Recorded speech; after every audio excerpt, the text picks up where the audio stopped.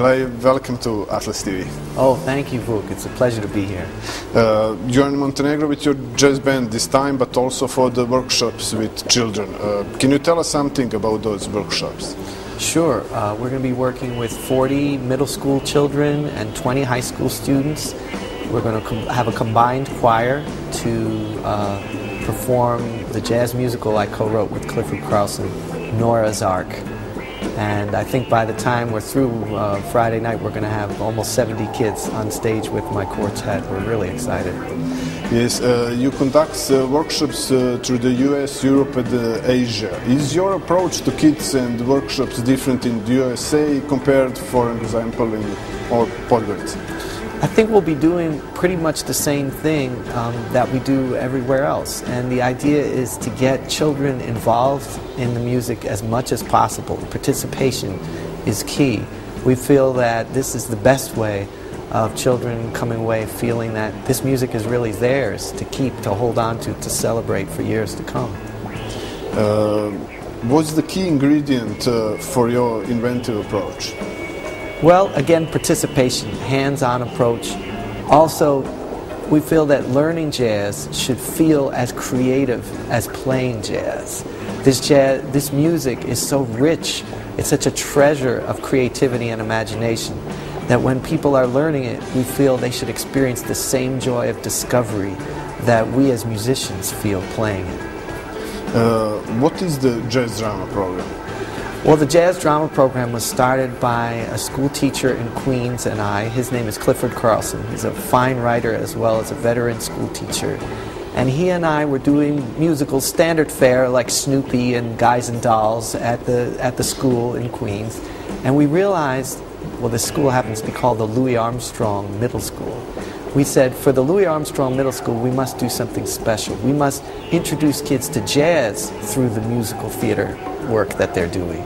So we started writing our own musicals back in 1998, and we premiered one musical a year for 5 years, and then went back and did revisions of the shows. We did a total of 9 years at the school, and we launched the Jazz Drama Program, a non-profit organization, to sustain this kind of work for many years to come. And now we have had performances throughout the United States, and we're getting ready to launch an international distribution and marketing campaign through a cooperation with another organization where these shows will go out all over the world. Montenegro is the first time we're performing Nora's Ark outside of the United States, so it's a historical event for us. This is great for us also. Yeah. Can you tell us something about your musicals, about that process? What comes first, music, lyrics, or a theme, maybe? Well, for the jazz musicals that I write, we're always telling a story. So the story comes first. And we find that in writing musicals, when the story is strong and the characters are strong, then the songs just kind of emerge in this very natural way. If the story is not strong, then it's a struggle, you know. But once we have the story in place, there may be some kind of seed of an idea of words. Then I usually find a tune that captures the feeling of the story in that particular section. And then we fill in, we might write nonsense words first, just make up anything. And then I work very closely with Clifford Carlson and we sculpt the lyrics to fit that music. So it's a very organic process. How you choose the kids? Well, the kids at Louis Armstrong Middle School, it depends on who would try out for the show. So we keep it pretty much open to all, and it's a matter of interest and willingness to rehearse long hours and to really be dedicated to the team spirit. We like to say there are no stars, it's about all of us as a team. So we look for children who can resonate with that idea. We're very fortunate now to have a collaborating partner in the U.S. By the name of the Brooklyn Youth Chorus, which was one of the finest youth choirs in the world, and they just recorded Nora's Ark. So they're a very special group of children too, because they have great vocal training. But the beauty of doing a musical is that you don't necessarily have to have such high-level training to get involved if you're willing to do the work that it takes. What is your favorite musical and why? Wow, well, I tell you, I love all the musicals we've written, but there is a special place in my heart for Message from Saturn, because in Message from Saturn, that show is all about the healing power of the blues, which is just one of the central themes of my life. The blues makes people feel good. You have Eli Yamin Jazz Quartet, also a blues band. You lead the middle school jazz academy at Lincoln Center, and you are in jazz drama program. How do you have time for all of that?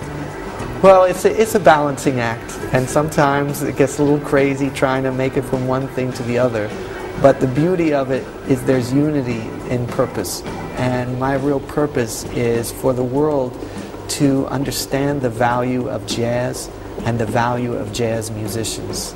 So all the work I do with young people, with my bands, performing for adults, it's all centered around that. This music is so, so precious, created from this incredible collaboration of East and West, of Africans, of Europeans, created as a music to get through really tough times, hard, struggling times that African Americans endured in the United States. And then from that came this beautiful music that people all over the world recognize has great beauty and power. And my job is just to try to expose more and more people to this so that they can share in this wonderful treasure. What do you think about the position of jazz in the modern world? I think it's more important now than ever because we live in an era of high, fast communication. And, but with all this communication, we still fight with each other all the time. Human beings, tribes, nations. And we need activities to engage in that bring people together. And I have seen no other better way of bringing people together from different cultures than jazz and blues music. It's just, you see, from the littlest kid to the oldest person, black people, white people, people of different religious communities, when they come together in the spirit of jazz and swing and the blues, there's no stopping the unity that they can feel. And we've experienced this time and time again. Also, what makes someone a leader in a band? Well, a leader, there's many different ways of being a leader.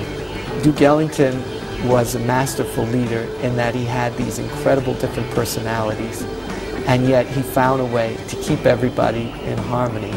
And he did it without screaming or carrying on. Other people are very militaristic, I like to, in my style, I'm very inspired by Duke Ellington and the way that he looked for the great strengths of his players and gave them as much as possible an opportunity to really grow or really express their strengths. And so recognizing people's strengths and then finding ways to match talents so that we complement one another and we can present something that's very holistic and very unified. You also have a title, Steinway artists like, Diana Krall, Billy Joel, Harry Connick Jr. and immortals like Irving Berlin, Cole Porter. What that title means for you? Well, Steinway is a kind of piano that I love to play. And I grew up playing Steinways. I have my great-grandmother's piano at home. And they invited me to become a Steinway artist and help me get pianos where they're available around the world for my concerts. Yeah. One producer once said that you are a musician playing for a better world. Good music makes a world better. I think so, absolutely. I think the more we play music together, the more we find the beautiful connecting force of humanity. And it's all about get that groove up in there, get that little swing in there, and people feel like, okay, I can get through the next day. I can get through this next week. Maybe I can learn how to work with that person who's really bugging me right now at the job. Maybe it's not so bad because I feel that groove. I mean, I had a friend who recently was in a terrible auto accident, and he was in the hospital, and a mutual friend of ours had set up some music there for him to listen to in his recovery. And what did he have on? Louis Armstrong. Louis Armstrong just kept his spirit up, and he just listened all day to Louis Armstrong. That's the music that heals, and that's the music he's still listening to, and his recovery is going very well. You have a lot of experience. What do you think and what do you tell children about career in jazz? You must be very resourceful. To have any career in the arts, you have to decide that this is the only thing that I really want to do professionally. There's not something else that I might like to do. If there's something else you might like to do, you might want to try that, because most likely it's easier to make a living doing that thing. If you do commit yourself to the arts, you have to understand that rewards come in different ways. You may have friends who have a big house or a fancy car, but you may not get that as an artist, but you might get to travel all over the world. You might get to meet great people like yourself in Montenegro and come back a second time and experience the beauty of this country. And if you're willing to accept treasures of that sort and be cool about the materialistic kind of situation, you can make it work. But be ready to work hard and be ready to share your love with other people. That's the great message. Thank you very much for the conversation. My pleasure. Thank you. Thank you.